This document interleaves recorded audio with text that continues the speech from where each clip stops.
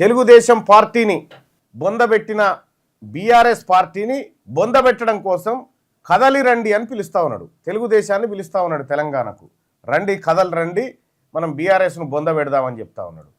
Same time Chandrababu Naidu గారు ఏపీలో meeting పెట్టి ఏమంటాడు, కాంగ్రెస్ను బొందబెట్టినటువంటి దేశవ్యాప్తంగా కాంగ్రెస్ను బొందబెట్టినటువంటి ఎన్టీ రామారావు గారికి భారతరత్న ఇవ్వడమే అసలైన నివాళని ఆయన చెప్పాడు. చంద్రబాబు నాయుడు ఏమో కాంగ్రెస్ను బొందబెట్టినా అని చెప్తా ఉంటాడు. ఈడనేమో రేవంత్ రెడ్డి గారు తెలుగుదేశాన్ని బొందబెట్టిన బీఆర్ఎస్ను బొందబెడదామని చెప్తా ఉంటాడు. ఇక ఈ అంశం ఇట్లా ఈ కథ ఎట్లుందో చూడరు, చాలా విచిత్రమైనటువంటి కథ. ఏంటిది మాట్లాడడం కూడా ఉంది ఎవరు తెలుగుదేశం పార్టీకి సంబంధించి. అయితే అసలు ఈయన కాంగ్రెస్ పార్టీ ముఖ్యమంత్రి, తెలుగుదేశం పార్టీ ముఖ్యమంత్రి, లేకపోతే సామంత రాజ్యాన్ని నడిపిస్తా ఉన్నాడా ఇక్కడ తెలుగుదేశం పార్టీకి? అసలు ఏంది ఈయన ఉద్దేశం, రేవంత్ రెడ్డి గారి ఉద్దేశం ఏంది? ఎందుకు సడన్గా ఈ బుట్టుకొచ్చినాయి? ఎన్టీ రామారావు గారు కాంగ్రెస్ పార్టీని దేశంలో ఖతం చేయాలని తెలుగుదేశం పార్టీ పెట్టాడు.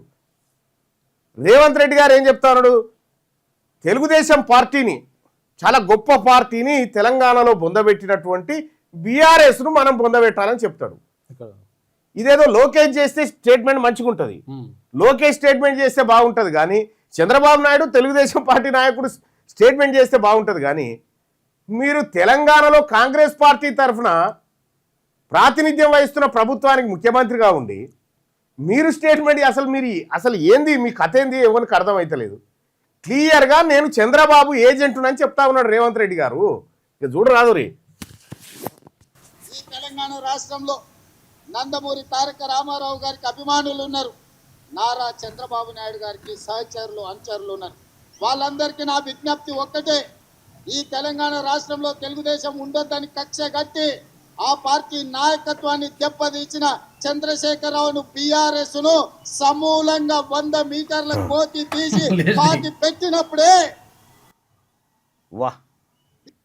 ఈ తెలంగాణ ఒక ముఖ్యమంత్రి గారు ఒక సభకు హాజరవుతుందంటే చాలా పక్కడ్బందీగా చెక్ చేసి లోపలికి పంపేటువంటి పోలీసు వ్యవస్థ ఉంటుంది. తెలుగుదేశం జెండాలను కూడా లోపలికి పంపినంటే ఇది రేవంత్ రెడ్డి స్క్రిప్టే. దానికి అనుగుణంగా తెలుగుదేశం పార్టీని కాపాడుతావు. ఇప్పుడు ఈడ ఓ దిక్కు బనకచర్ల పేరు మీద నీళ్ళు ఎత్తుకపోతా ఉంటాడు, ఓ దిక్కు కృష్ణాను అమ్ముకున్నారు, గోదావరిని ఎత్తుకపోతా ఉన్నారు. ఆ తెలుగుదేశం పార్టీని ఈడ కాపాడాలని చెప్తా ఉన్నాడు ఈ సిపాయి. అసలు ఏం చేద్దాం అనుకుంటున్నావు? దీని వెనకాల మతలాబేంది? రాధాకృష్ణ రాసినటువంటి అదేంది, ఏం పలుకు, కొత్త పలుకు కథ ఏంది? అసలు నీ దావోస్ పర్యటన ఏంది? ఆడికి వెళ్ళి మళ్ళీ ఆడికి పోతున్నావు, ఏం చేయబోతా ఉన్నావు ఇలా తేలాలి. నేను ఇప్పుడు నిర్దిష్టమైన ఆరోపణ చేస్తా ఉన్నా రేవంత్ రెడ్డి గారు, కృష్ణపట్నం పోర్టులో నీ అల్లుడికి వాటా కోసం ట్రై చేస్తున్నావా లేదా? చంద్రబాబు నాయుడు ద్వారా లాబింగ్ చేస్తున్నావా లేదా?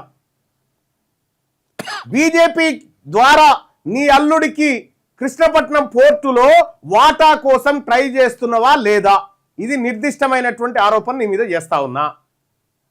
నువ్వు ఇటీవల కాలంలో చేసినటువంటి కొన్ని కార్యక్రమాల ద్వారా మాకు అర్థమవుతుంది అదే.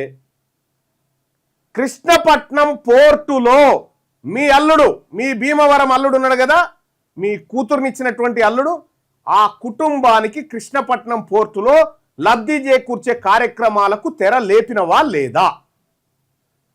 రాజుగారి కుటుంబంతో మంతనాలు జరుపుతున్నవా లేదా? అదానీతో చీకటి ఒప్పందాలు చేసుకుంటున్నవా లేదా? ఇది తెలంగాణ రాజ్యాధికార పార్టీ మీ మీద చేస్తున్న నిర్దిష్టమైనటువంటి ఆరోపణ. ఇప్పుడు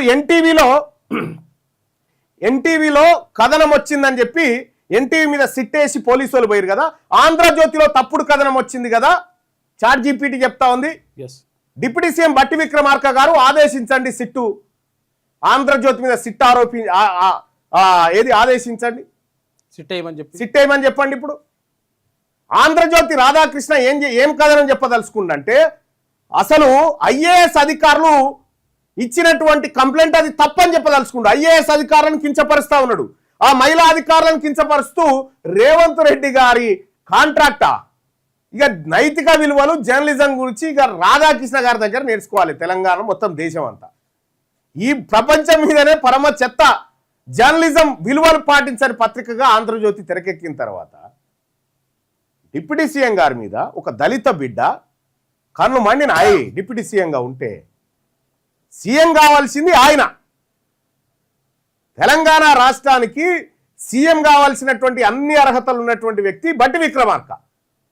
నీ దొంగల ముఠానంతా తీసుకొచ్చి వాళ్ళేదో వీరులు సూరులని నువ్వు రాతలు రాసుకుంటూ చంద్రబాబు నాయుడు ఏజెంట్లను ఈడ ముఖ్యమంత్రులుగా పెడతా ఉంటే తెలంగాణ చూస్తూ కూర్చోదు. రాధాకృష్ణ గారు, తెలంగాణ రాష్ట్రం చూస్తూ కూర్చోదు. ఇంకా మేము ఆడికేం దిగుమతి చేస్తాం. బట్టి విక్రమార్క గారు చెప్తున్న గద్దలను వాలనీయను అంటా ఉన్నాడు కదా. నువ్వు ఏ గద్ద ఏ డేగ రూపంలో వచ్చి ఎక్కడ వాళ్దాం అనుకుంటున్నావో తెలియదు. ఆ సమాజం చూస్తూనే ఉంది.